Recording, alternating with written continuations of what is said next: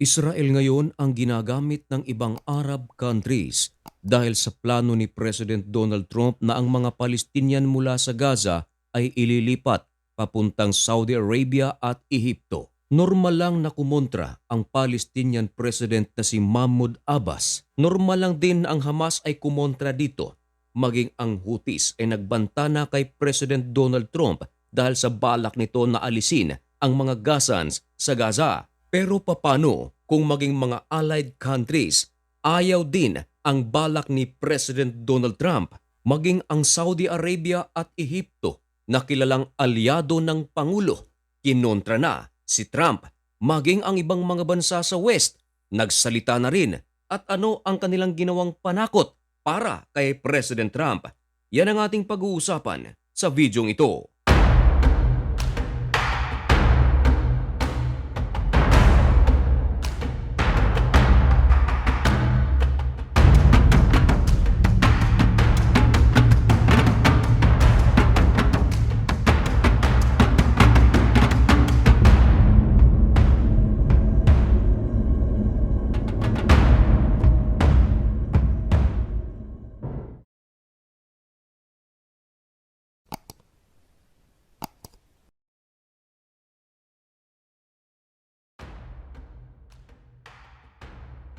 Maligayang pagbabalik mga kaibigan. Kumusta na kayo? Ngayon ay February 7, 2025. Isang napakainit na balita ang ating ihahatid sa inyo mga kaibigan. Umani ng batikos sa iba't ibang bansa at iba't ibang mga world leaders ang plano ni President Donald Trump na ang mga Palestinian mula sa Gaza ay ililipat ito papunta sa Saudi Arabia at Ehipto. Normal lang na kumontra dito ang Palestinian President na si Mahmoud Abbas dahil Palestinian ang pinag-uusapan at insulto rin ito para sa kanyang presidency. Maging ang pamunuan ng Hamas at ng Houthi, nagbitaw na rin ng pahayag at mariing kinundina nito ang balak ni President Donald Trump. Maging ang Iran mga kaibigan, hindi nagustuhan ang planong ito. Ang reason ni President Donald Trump, nais niya na magkaroon ng magandang buhay ang mga Palestino at dahil dito, pansamantala munang ililipat sila sa ibang lugar habang inaayos pa ang Gaza. Ayon kay President Donald Trump, gagawin niyang world class ang Gaza and of course, kasama na rin kukunin ang pondo nito mula sa kaban ng United States of America. Pero napakarami ang bumatikos dito dahil ayon sa kanila, ito ay palabas lamang ni President Donald Trump, kundi ang talagang pakay nito ay angkinin ang buong Gaza. Pero nanindigan pa din si Donald Trump. Ayon sa kanya, nagustuhan daw ng marami ang balak na ito.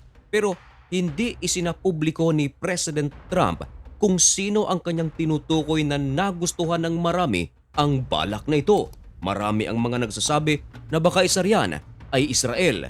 Wala namang duda, talagang gustong-gusto ito ng Israel, lalong-lalo na't ito ay pinagpupugaran ng Hamas. Ang Hamas kasi walang ibang gusto kundi atakihin ang Israel. In short, ayaw ng Israel na may katabi ito na threat para sa kanilang lahi. At kahapon lamang mga kaibigan, ibinalita ng The Times of Israel. Nagsalita na ang Ehipto at ayaw na ayaw nito ang plano ni Trump. At sinabi pa nito na nanganganib ang peace treaty ng Israel at ng Ehipto dahil sa balak na ito. Dagdag pa ng Ehipto mga kaibigan, hindi niya na raw papayagan ang US military na manatili pa sa Egypt kung hindi papahintulutan ni President Donald Trump na magkaroon ng Palestinian state.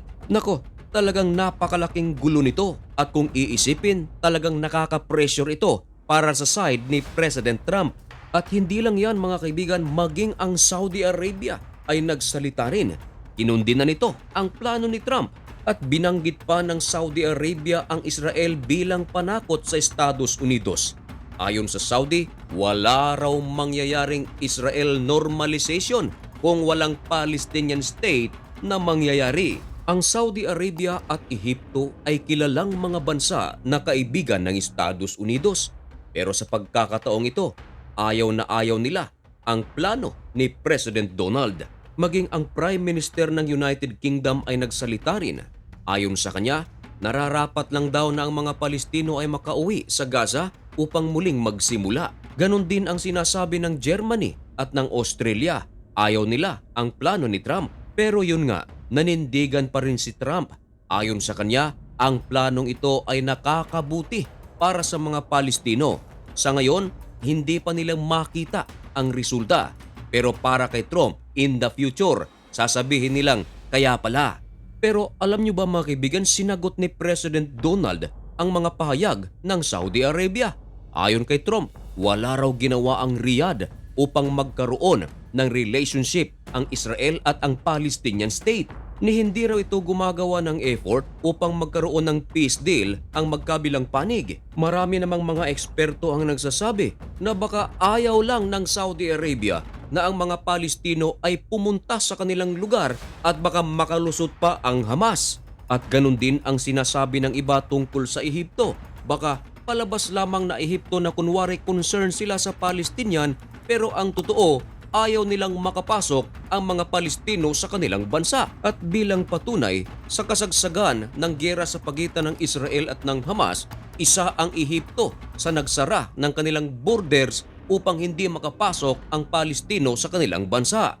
Kaya ngayon, ayon sa mga eksperto, ito ay isang palusot lamang ng Ehipto upang talagang hindi makapasok ang Palestinian sa kanyang estado. Dagdag pa sa ulat ng The Times of Israel na sinabi ng mga opisyal ng Ehipto na nagpadala na ito ng sulat sa Western European allies, maging sa Britanya, sa France at Germany, na himukin ang Estados Unidos na huwag ituloy ang balak nito na paalisin ang mga Palestinian sa Gaza. At sabi ng Ehipto mga kaibigan, nanganganib ang peace treaty ng Israel at Egypt dahil sa balak na ito. Meron kasing peace treaty na pinangangalagaan ang Israel at Ehipto. Maraming taon na ang nakaraan. Ayon sa Ehipto, masakit daw sa kanilang damdamin na kontrahin ang kanilang allied, gaya nga ng plano ni Trump, pero talagang hindi nila ito matanggap-tanggap.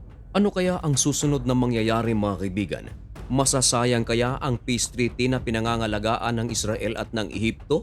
Masasayang din kaya ang effort at nagastos ng United States of America upang magkaroon ng diplomasya ang Saudi Arabia at Israel? Ang United States of America kasi matagal na silang namamagitan sa pagitan ng Israel at ng Saudi Arabia upang ang dalawang panig na ito ay magkaroon ng diplomatic ties. At ang napaka-importanting tanong na naghihintay ng isang napaka-importanting sagot, magbabago kaya ang stance ni President Donald Trump sa balak nito na paalisin ang mga Palestino sa Gaza? Yan ay ating aabangan sa mga susunod na araw, linggo o buwan dito lang sa Usapang Banal mga kaibigan. Kaya para maging updated ka, isubscribe mo na rin ang napakalit nating channel na ito. Hanggang dito na lamang muna ang video ito. May God bless you and thank you so much for watching. Goodbye.